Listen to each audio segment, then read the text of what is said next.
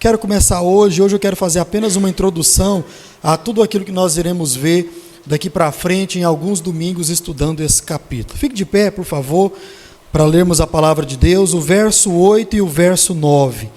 Gênesis capítulo 3, verso 8, verso 9, a palavra de Deus diz: Ao ouvirem a voz do Senhor Deus, que andava no jardim quando soprava o vento suave da tarde, o homem e a sua mulher se esconderam da presença do Senhor Deus entre as árvores do jardim.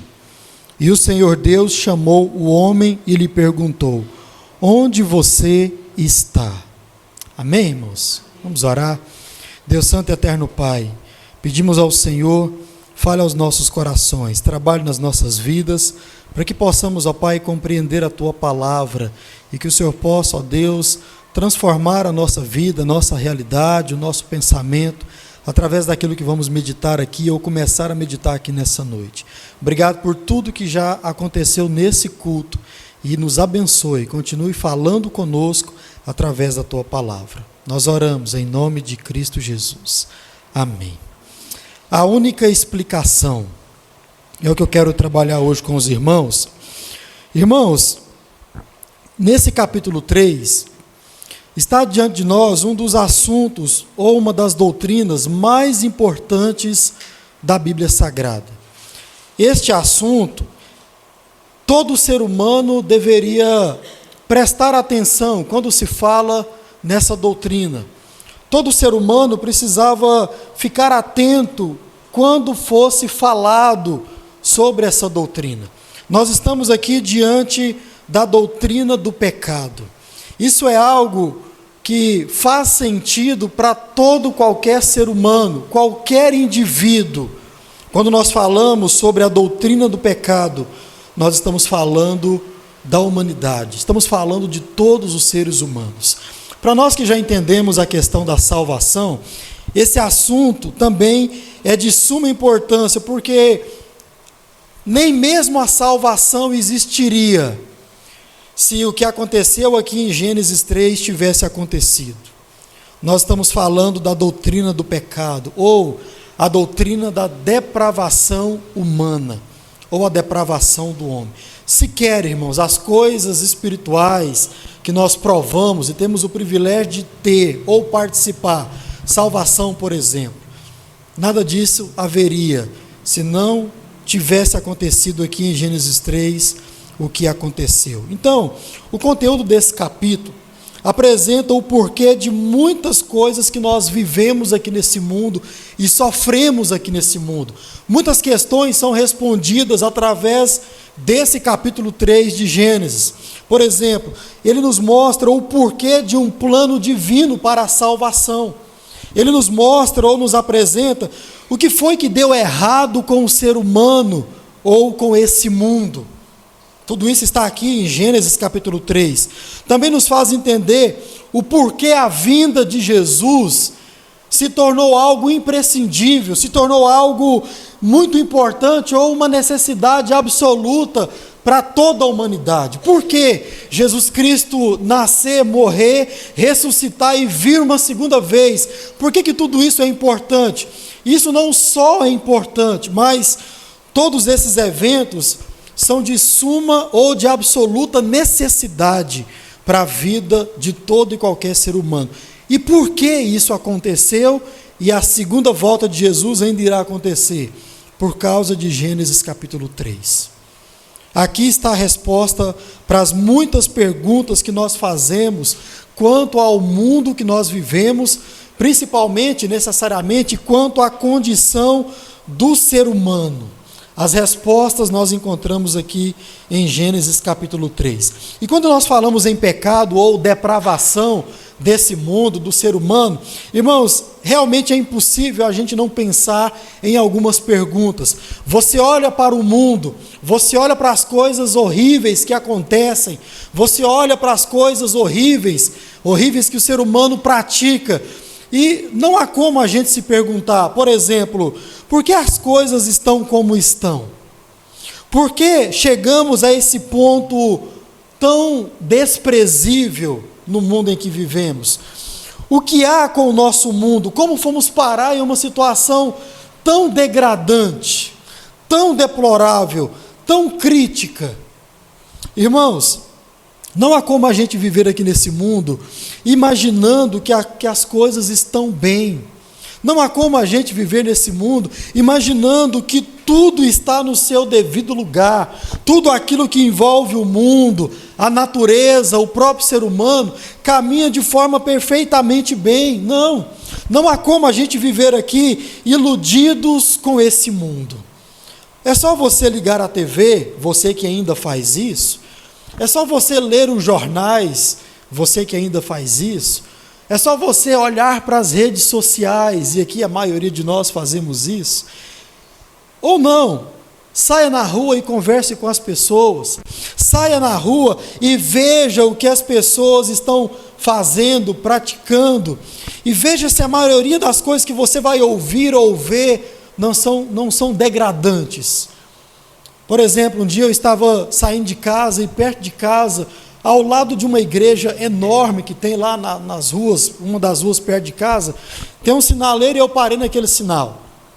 E aí quando eu parei, eu percebi que tinha um rapaz passando do meu lado, do lado do motorista, do lado do passageiro, e o outro saiu do lado do motorista, do meu lado, do outro lado da rua, correndo, desceu da moto, correndo com um pedaço de pau na mão. E o outro saiu correndo aqui, a gente assustou com aquele movimento, e o outro chegou com aquele pedaço de pau, irmãos. Assim, uma das cenas mais impressionantes que eu já vi ao vivo. E aí a gente se pergunta, por que uma coisa dessas acontece? A resposta está aqui em Gênesis capítulo 3. Por que coisas horríveis acontecem com a gente? Por que doenças nos atacam, nos assolam? A resposta para tudo isso está aqui em Gênesis capítulo 3. Por que o mundo está como está? Sim, meus irmãos, o mundo ele vai de mal a pior. Diz Jesus no Sermão do Monte, pregando para a sua igreja ou para os seus discípulos, que esse mundo ele caminha a passos largos para uma podridão. Por isso que eu e você nós precisamos ser sal desse mundo, para a gente ser instrumentos na mão de Deus para refrear essa podridão. Nós não vamos impedir a podridão, nós não vamos acabar com a podridão do mundo, mas nós podemos ser instrumentos nas mãos de Deus para refrear o mal, para refrear esse pecado, para refrear esse mundo perverso.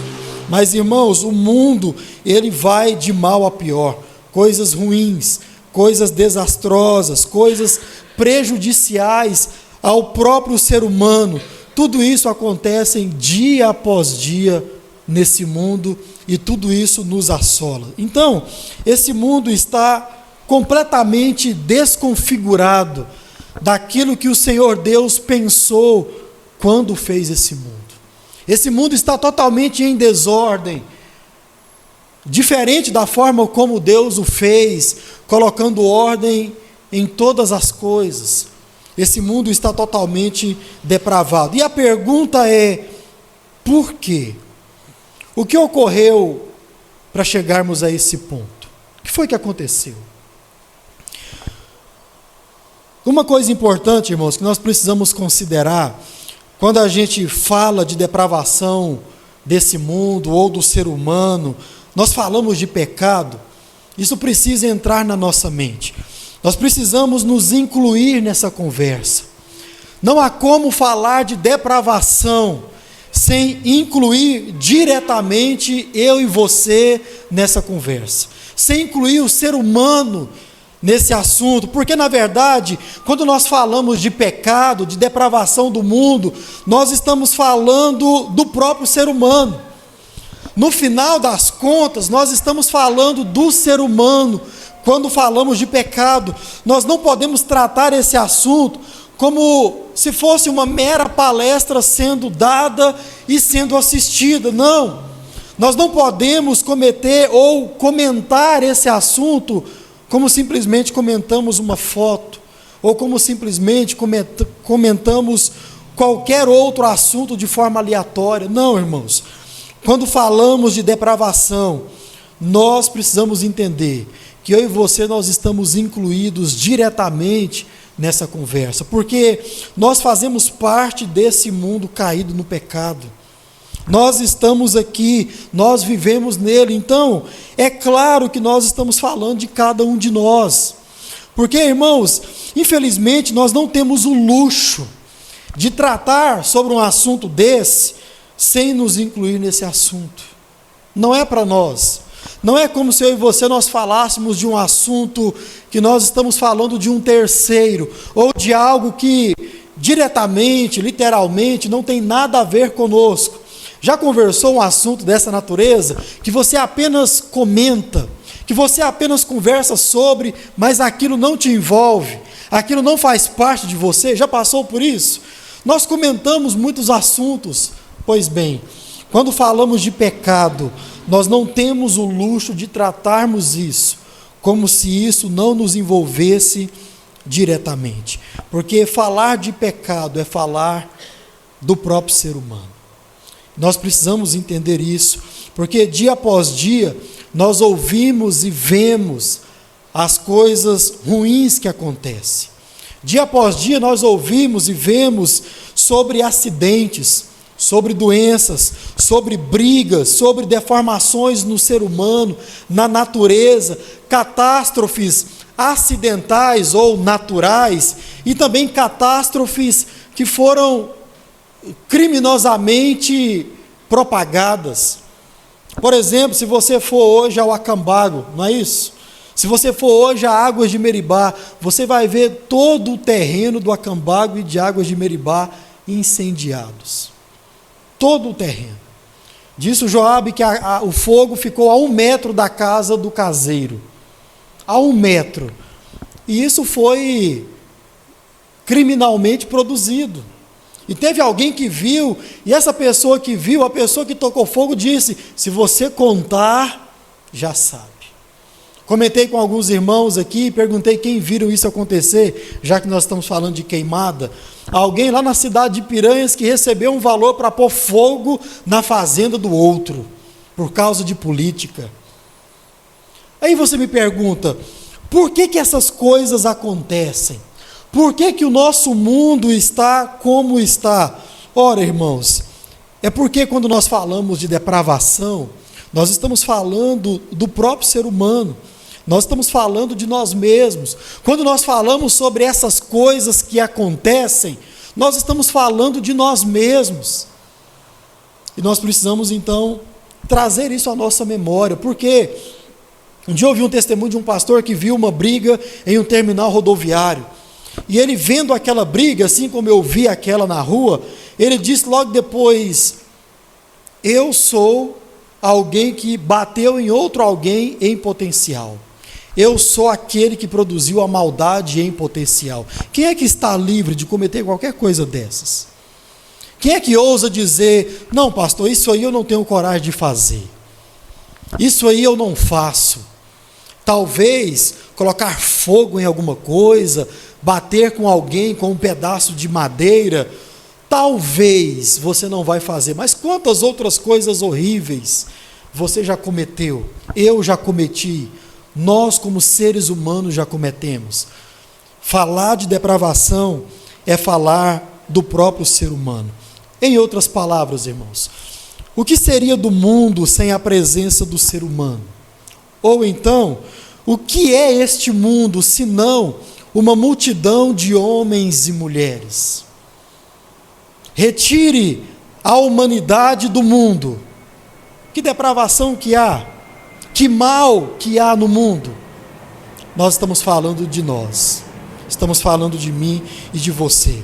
E quando nós pensamos nessa questão, normalmente a nossa tendência é tratar esse assunto como algo separado de nós. Quando falamos de pecado, quando falamos de depravação, nós automaticamente falamos nos excluindo dessa conversa. Isso é algo interessante, porque na maioria das vezes, quando nós pregamos de um púlpito sobre pecado, muitos dos que ouvem talvez estão pensando naquele que não veio.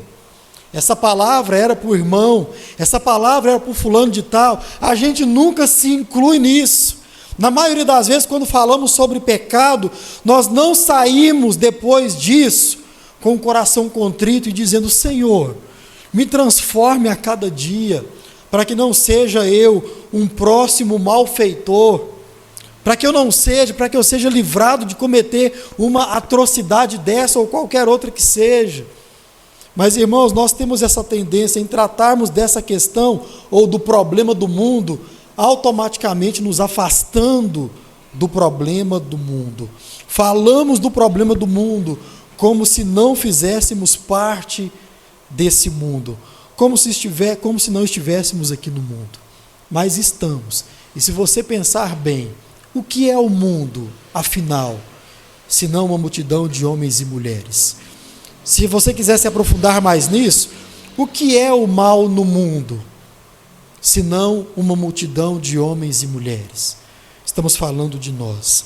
Nós, os seres humanos, somos este mundo. Então, o grande problema do mundo é o nosso grande problema. Só há problema no mundo porque há um problema dentro de nós, os seres humanos. Irmãos, isso precisa ficar muito claro na nossa mente. Então, sendo assim, a pergunta verdadeira não é o que aconteceu com o mundo. A pergunta verdadeira não é porque o mundo está como está. A pergunta verdadeira é: o que aconteceu conosco? O que é que nós, como raça, como seres humanos, fizemos? Não é o que deu de errado com o mundo, mas sim o que deu de errado comigo e com você. O que é que nós fizemos de errado? Veja, é a mesma pergunta de Deus ao ser humano Adão lá no passado: Adão, onde você está? O que é que você fez? Por que você está se escondendo? A pergunta sobre o problema do mundo, na verdade, é uma pergunta sobre o meu e sobre o seu problema. Para respondermos essa pergunta, então, sobre o problema do ser humano, nós podemos basicamente partir de duas respostas. A primeira é a resposta que esse nosso capítulo 3 coloca diante de mim e de você, ou a resposta que a Bíblia inteira vai colocar diante de mim e de você, que é o que nós iremos meditar ao longo desses domingos. Mas, ou então, em segundo lugar, nós podemos nos enganar com a teoria que o próprio homem inventou a respeito de si mesmo. Qual é a teoria? É que alguns de nós acreditamos que o homem ele está passando, desde a sua criação, já falamos sobre isso aqui, por uma constante evolução. Muitos de nós acreditamos na resposta bíblica e entendemos a partir da resposta bíblica que o pecado é o maior problema do ser humano e, consequentemente, o maior problema desse mundo. Mas muitos também não acreditam nisso, mas sim acreditam que o homem, ou no homem, não há nenhum tipo de problema, porque o homem ele passa por uma evolução. Muitos gostam de acreditar nessa inverdade, que o homem, o ser humano, ele passa por uma constante evolução, e a cada geração que chega, ela pega o mundo em um estado melhor do que a geração passada. Muitos vão dizer até que os seres humanos de hoje são melhores que os seres humanos do passado, porque os seres humanos do passado, eles se pareciam muito com os animais, eles agiam muito como os animais, eram homens primatas. Muitos vão dizer que a nossa era hoje, ela é melhor, o ser humano ele é melhor do que a era chamada, sei lá, a era medieval, ou até mesmo a era primata, as eras antigas. Não, o ser humano hoje, ele é muito melhor porque ele vem passando por essa evolução constantemente, e cada geração que chega é melhor que a geração anterior. Irmãos, vamos olhar para o mundo e vamos perceber se isso é verdade. Vamos olhar à nossa volta e perceber as atrocidades que o ser humano vem cometendo dia após dia, e ver se o ser humano ele é melhor do que o ser humano no passado. Acredito que não. E a Bíblia diz que não, porque a Bíblia diz que até os fins do tempo, ou até os fins dos tempos, as maldades continuarão acontecendo. Pais se voltarão contra filho, as atrocidades continuarão acontecendo, ao ponto do próprio Jesus perguntar: quando o Filho do Homem vier, será que vai encontrar fé na terra? O ser humano vai estar de tal forma que será que ele vai ter a condição de crer? O mundo ele está indo de mal a pior. Não. Uma geração não é melhor que a outra geração passada, porque, irmãos, apesar de muitos acreditar que moralmente o homem está melhorando, a palavra de Deus diz que não. Apesar de muitos acreditar que o ser humano ele está se evoluindo, ele está sendo mais educado, ele está sendo mais ético, a palavra de Deus diz que não. Esse mundo caminha a passos largos a uma podridão. Então, não há evolução. Se a gente for honesto, a gente vai ver que essa tese da evolução do homem em todos os aspectos, ela é absolutamente quebrada. É só a gente olhar para a produção humana. É só a gente olhar, por exemplo, como o Michael gosta de citar, o número de evangélicos que há no mundo inteiro e a quantidade de maldades que há no mundo inteiro. A quantidade de abortos que há no mundo inteiro, a quantidade de divórcios que há no mundo inteiro, a quantidade de assassinatos que há no mundo inteiro. É só a gente avaliar esses dados e a gente vai ver que não. O homem não está evoluindo moralmente, eticamente e principalmente não está evoluindo espiritualmente. Não. Nós não estamos passando por uma evolução. Mas quem nega a resposta bíblica de que o problema do homem é o pecado, automaticamente acredita em algo dessa natureza, que o mundo, o ser humano está melhorando dia após dia. Mas a Bíblia diz, irmãos, que não. Nós estamos no mesmo velho mundo do pecado de quase sempre. Nós estamos no mesmo velho mundo de pecado. E nós fazemos parte de tudo isso como seres humanos. Nós estamos aqui. Afinal, o que é o mundo senão um amontoado de homens e mulheres? Quando nós procuramos olhar para o mundo e para o ser humano biblicamente, nós podemos ver ou enxergar 4 cenários. Preste atenção nisso aqui. Os 2 primeiros, eles são mais complexos e não há como a gente descrevê-los nos seus mínimos detalhes, porque, como o Júlio disse hoje aqui pela manhã, e a própria palavra de Deus vai dizer isso, muita coisa Deus nos ocultou, Deus ocultou ao ser humano. Mas observe o primeiro cenário. O primeiro cenário é o que nós chamamos de o estágio de Deus, ou que muitos vão chamar de a solidão de Deus. Já comentei com os irmãos sobre isso aqui. Tem um livro de A.W. Packer que se chama Os Atributos de Deus. O primeiro capítulo desse livro se chama A Solidão de Deus. O que é que esse livro vai tratar ou trazer para mim, para você, à luz da Bíblia? Como era Deus ou como Deus vivia antes de Gênesis 1, versículo 1. Então vai tratar de um momento onde Deus não havia criado absolutamente nada. Nesse primeiro cenário, Deus vivia desfrutando da sua própria presença em Trindade Santa. Só havia o Deus Pai, o Deus Filho e o Deus Espírito Santo. E ele desfrutava de si mesmo. Nesse primeiro estágio, Deus não havia criado absolutamente nada do que nós conhecemos hoje. É o estágio de Deus. Existia apenas Deus em Trindade Santa. Nesse tempo, se é que podemos chamar de tempo, a Bíblia nos diz, no princípio Deus criou. E vai mostrar Deus no princípio, ou antes de qualquer coisa ser criada. Irmãos, antes de Deus criar qualquer coisa, Deus habitava só. Não existia o céu, onde hoje é manifestado a glória de Deus. Não existia os anjos para cantar louvores a Deus. Não existia a terra para Deus se relacionar com ela.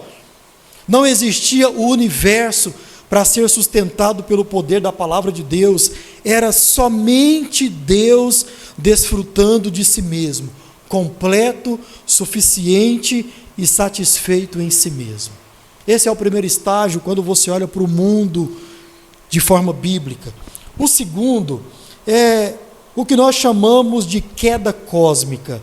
E esse é o mais enigmático, mais complexo dos estágios. a queda cósmica. O que é a queda cósmica?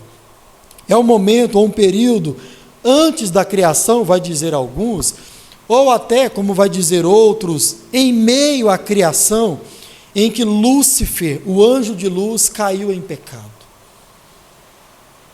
E então houve essa queda nos tempos eternos. E então, como serpente, ele veio e enganou o ser humano.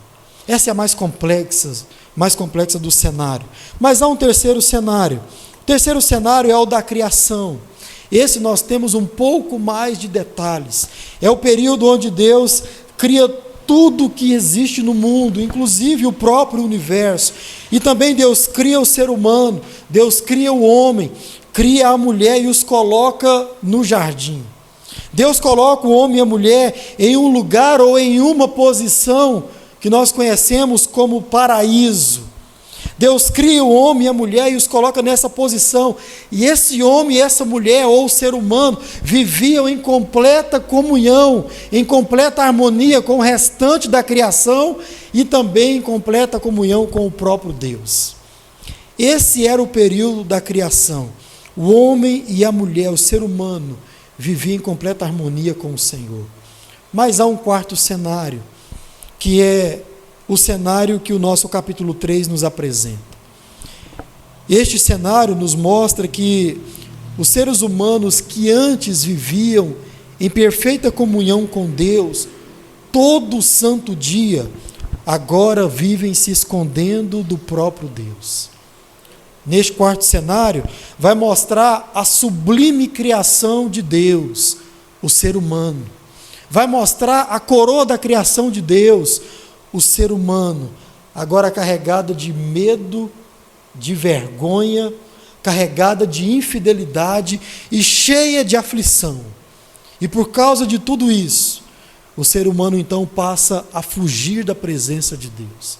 Antes o ser humano estava disposto, e até mesmo, por que não dizermos, ansiava pela voz de Deus soando no jardim. Nesse estágio, o ser humano procura se livrar da voz de Deus, fugir da presença de Deus. Esse cenário nos mostra um Deus que antes apenas ia ao encontro da sua criação, mas agora mostra um Deus que precisa perguntar: Adão, onde estás? Cadê você? Não te encontro mais na minha presença, não te acho mais na viração do dia. Onde está você? Irmãos, Deus perguntou a Adão: onde estás? E nós também perguntamos a Adão, ou a nós mesmos: por que precisamos nos esconder de Deus? Por que precisamos nos afastar da presença de Deus? Por que precisamos nos esconder da voz de Deus? O que é que nós fizemos? O que é que deu errado comigo e com você? O que é que aconteceu conosco? Para Deus chegar ao ponto de perguntar: onde estás? Onde estás? Como já disse, irmãos, a Bíblia nos responde o que houve de errado comigo e com você. A palavra de Deus de forma bem clara, e esse capítulo, como veremos no futuro, é de suma importância para mostrar para mim e para você o que houve de errado com todos os seres humanos, tanto os do passado, como os do presente ou das eras futuras. A Bíblia tem a resposta para mim e para você. Esse capítulo vai mostrar que o grande problema dos seres humanos foi ter se voltado contra Deus. O grande problema nosso foi ter ouvido outra voz, além da voz de Deus. Foi ter recebido e ter cometido o pecado. Esse foi o problema do ser humano. Esse é o maior problema do ser humano. Ter feito essas coisas mudou, irmãos, totalmente, completamente e para quase sempre a nossa condição humana, a nossa condição terrena. Tanto que tudo que nós sofremos hoje é fruto desse pecado que nós cometemos no passado. Tudo que nos ataca, que nos aflige hoje, é fruto de tudo isso que nós fizemos no passado. nos voltamos contra Deus, fugimos da presença de Deus, procuramos nos esconder da voz de Deus. Tudo isso é colheita, tudo isso é fruto do pecado. Porque nós pecamos, nos afastamos da presença de Deus, nos escondemos da presença de Deus, e as consequências de tudo isso vieram no passado e continuam a vir sobre nós, os seres humanos, todo santo dia. Vai dizer o próprio Jesus: cada dia tem o quê? O seu próprio mal. Todo dia já vem carregado de pelo menos um mal. Fruto de quê? Do pecado que nós, como seres humanos, cometemos. Então, não podemos nos enganar quanto a isso, irmãos. Não podemos jamais nos esquecer disso. Tudo que sofremos de ruim nesse mundo, nos nossos corpos, na nossa mente, no nosso emocional, tudo que nós sofremos de ruim que envolve o ser humano, nós sofremos por causa do pecado. O pecado é o grande problema do ser humano. E o pecado no ser humano é o grande problema desse mundo. Para encerrar, há também uma outra resposta que muitos gostam de dar para responder sobre a questão do problema do ser humano. Essa resposta ela é um pouco mais comum, ou um pouco mais conhecida. É a resposta de que o problema do homem é o ambiente em que ele vive, ou é o meio ambiente no qual ele vive. Muitos acreditam que as coisas iriam totalmente bem, ou as coisas seriam diferentes se o ser humano ele vivesse em um outro ambiente. Se o ser humano fosse tirado desse mundo e transportado para um outro lugar, se o meio ambiente em que o ser humano está ele fosse mudado, aí sim as coisas seriam totalmente diferentes. Muitos dizem, se fosse nos dado uma segunda chance de vivermos em um outro lugar, pastor, as coisas seriam totalmente diferentes, seriam melhores. É comum a gente ouvir, não, o grande problema é que nós vivemos nesse mundo mal. O grande problema é que nós vivemos aqui nesse ambiente ruim. O grande problema é que nós estamos aqui nesse ambiente impuro. Irmãos, isso não é verdade. Sabe por quê? Quando a gente começa a ler as primeiras palavras da Bíblia, Gênesis capítulo 1, você vai ver que a palavra de Deus já derruba essa tese de que o problema do homem não é o ambiente onde ele vive, não é o meio no qual ele foi criado, ou ele nasceu, ou ele está inserido, não. O problema do homem não é esse. O problema do homem, vai dizer a palavra de Deus, é o próprio homem. Por quê? Diz a palavra de Deus que esse meio no qual o homem está inserido, ou esse mundo, ele foi criado como um paraíso. Ele foi criado de uma forma que as coisas aconteceriam ou aconteciam de forma totalmente boa. Tudo era benéfico para o ser humano. Então o problema do homem nunca é o meio onde ele está, mas sim é o próprio homem, porque no meio onde ele foi criado, lá no Éden, lá no paraíso, nada o faltava. O homem tinha tudo o que ele desejasse. Tudo era perfeito. Mas mesmo assim, em meio a esse ambiente paradisíaco, o homem então fez algo que mudou totalmente a sua condição. A sua condição de paraíso, ele mudou para deserto. Diz o texto que ele foi expulso do paraíso. Ele foi posto no paraíso e depois foi expulso do paraíso. O homem, por aquilo que ele cometeu, ele mudou a sua condição ou o seu estado de ter tudo em abundância, agora para um estado de escassez. Ele mudou a sua condição de saúde para doença, de perfeição para imperfeição, por causa do pecado que nós cometemos. Então, o problema do homem não é o ambiente em que ele vive, ou as suas circunstâncias, ou as suas condições externas. Nunca foi, irmãos. Nunca foi. O problema do homem está dentro do coração dele. É o pecado que o habita. É o pecado que muitas vezes ainda o domina. É o pecado que o cega. Então, nós precisamos entender isso, e não só entender, confessar isso diante de Deus, que o nosso maior problema é o pecado que habita dentro de nós. O nosso maior problema é termos nos relacionado com Deus da forma errada. Estamos onde estamos, ou estamos como estamos, porque o homem se pôs fora da correta relação com aquele que o criou, ao ponto de Deus ter que perguntar: Adão, onde você está? O que aconteceu com você? Por causa disso, todas as coisas começaram a dar errado para mim e para você.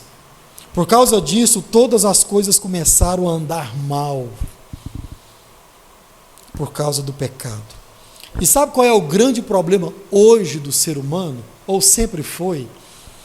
É que o ser humano continua cometendo aquele grande erro de Adão, o de se esconder de Deus, o erro de fugir da presença de Deus, o erro de negar um relacionamento com Deus, o erro de pecar contra Deus.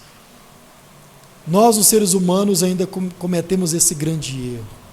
Irmãos, e que Deus possa ter misericórdia de nós, que Deus possa constranger o nosso coração a tal ponto que nós venhamos entender e depois disso confessar: eu nunca fui essa pessoa tão boa como eu pensei que fosse.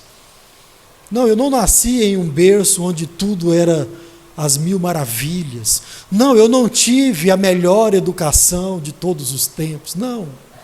Por mais que você tenha estudado na melhor escola, por mais que você tenha nascido em meio a uma família muito bem educada, ou até mesmo cristã, ainda há dentro de mim e de você, nós os seres humanos, um grande mal: o pecado. Ao ponto de quantas vezes você ter ouvido, quase de forma audível, da boca de Deus: cadê você? Por que você não anda na minha presença? Por que o primeiro problema que acontece, você sai da minha casa, você sai da minha presença, você para de orar, você para de me buscar, você para de ler a Bíblia? Veja, irmãos, é a mesma pergunta que Deus fez para Adão: onde estás? Que Deus tenha misericórdia de nós. Então, com tudo isso em mente, irmãos, nós vamos meditar ou continuar meditando nesse capítulo tão importante para a vida do ser humano, que fala sobre essa doutrina indispensável para a compreensão nossa de tudo aquilo que acontece de ruim, e porque muita coisa boa também acontece, ou aconteceu, ou ainda vai acontecer ainda, a vinda de Jesus para nos buscar. Por que isso irá acontecer? Irá acontecer por causa do pecado. E eu e você, como igreja de Jesus, como crentes, nós ainda somos pecadores. Esse mal ainda habita dentro de nós. Mas, irmãos, há um quinto estágio, que é o estágio do nascimento de Jesus Cristo. E esse nascimento, a morte de Jesus e a sua ressurreição, nos livra da maior condenação ou do maior prejuízo que o pecado trouxe, que é a morte eterna. E que Deus continue a trabalhar nas nossas vidas, falar aos nossos corações através desse capítulo, mas também que a palavra de Deus continue nos consolando, você como cristão, que o maior prejuízo do pecado você não vai provar, porque o quinto estágio, ou o sexto estágio, é o que está para acontecer, a volta de Cristo Jesus para nos buscar. Amém, meus irmãos? Que Deus possa continuar trabalhando em nossos corações, e que Deus possa sim continuar perguntando para mim e para você, nos momentos onde nós nos vemos, quem sabe, vencidos pelo pecado ou pelas ações pecaminosas, que Deus continue falando: onde é que você está?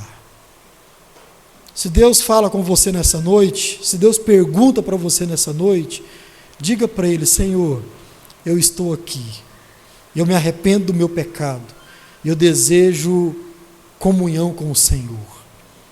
Que Deus possa continuar falando aos nossos corações. Amém, irmãos?